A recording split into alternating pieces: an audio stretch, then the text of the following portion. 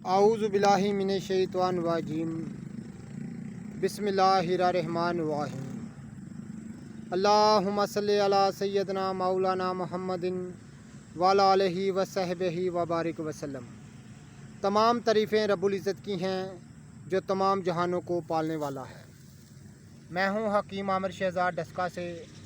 नाज़रीन किराम, जड़ी बूटियों की सही शक्ल सूरत, उनके सही नाम, उनके सही फ़ायदे मैं आपकी खिदमत में अर्ज़ करता हूँ। जितने भी मेरे दोस्त अहबाब चैनल पर नए हैं वो चैनल को सब्सक्राइब ज़रूर किया करें, बेल आइकन को ज़रूर प्रेस किया करें ताकि हर नई आने वाली वीडियो का नोटिफिकेशन आपको मिलता रहे। नाज़रीन किराम, इस वक्त मैं आपको दिखा रहा हूँ दूधद कलां। दूधद कलां की सही शक्ल सूरत में आपको दिखा रहा हूँ। नाज़रीन किराम, इसके फ़ायदे इस कदर आयुर्वेदिक इस्तिलाह में इस कदर बयान किए गए हैं कि ज़ुबान बयान से कासर है।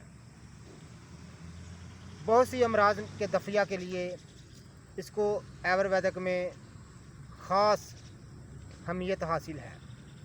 तो नाज़रीन किराम, ये दूधद कलां की सही शक्ल सूरत में आपको दिखा रहा हूँ। ये असल दूधद कलां मैं आपको दिखा रहा हूँ। जड़ी बूटियों की सही शक्ल सूरत, उनके सही नाम, उनके सही फ़ायदे मैं आपकी खिदमत में अर्ज़ करता हूँ। जितने भी मेरे दोस्त अहबाब चैनल पर नए हैं वो चैनल को सब्सक्राइब ज़रूर किया करें। ये दूधद कलां मैं सही आपको दिखा रहा हूँ। दूधद कलां की सही शक्ल सूरत मैं आपकी खिदमत में अर्ज़ कर रहा हूँ। ये दूधद कलां है। तो नाज़रीन किराम, बहुत सी अमराज में इसको बरता जाता है, ख़ास तौर पर कमज़ोरी जिगर के लिए, कमज़ोरी मैदे के लिए और जिगर की बढ़ी हुई हरारत के लिए इसको इस्तेमाल किया जाता है। अखलात के